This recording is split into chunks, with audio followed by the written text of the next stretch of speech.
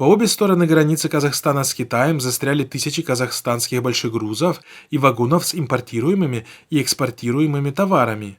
Официально это связано с ужесточением в одностороннем порядке Китаем карантина на таможенных пропусках Харгос и Достык. Проблемы Казахстана в данный момент в большей степени связаны с изменением внешнего ландшафта, в который вписана страна. Однако, по мнению казахстанского политолога Максима Казначеева, Китай выдвинул ряд условий Казахстану для продолжения экономического сотрудничества. Об этом сообщает К-Ньюс. В частности, как считает политолог, для доступа Казахстана к китайскому рынку Пекин требует от Нур-Султана наказания участников антикитайских митингов и пикетов. По сути, одна из сторон оказывает экономическое давление на руководство страны-партнера с целью принятия политических действий внутри государства. Мнение Казначеева подтверждается тем фактом, что карантин ужесточен только для грузов из Казахстана и в Казахстан. Не принимают и не выпускают груз на автотранспорте. Но вместе с тем они используют наш Казахстан как транзитный путь для перевозки в Европу.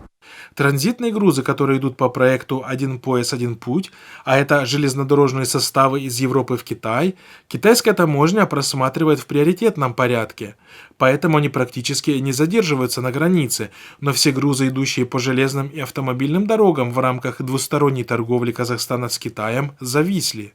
Дипломатические письма, а потом, когда на них нет реакции, появляется остановка казахстанского транзита сначала на Китай. Кроме этого, политолог считает, что в среднесрочной перспективе Китай будет работать над геополитической переориентацией Казахстана и всей Центральной Азии на себя.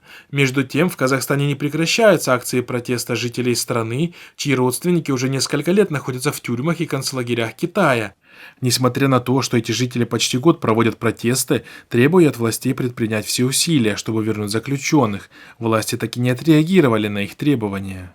Более того, их несколько раз задерживали и приговаривали к административным наказаниям в виде штрафа и лишению свободы до 15 суток. Маған бір уыс топырақ салса екен деп, одан басқа айтарым жоқ менің.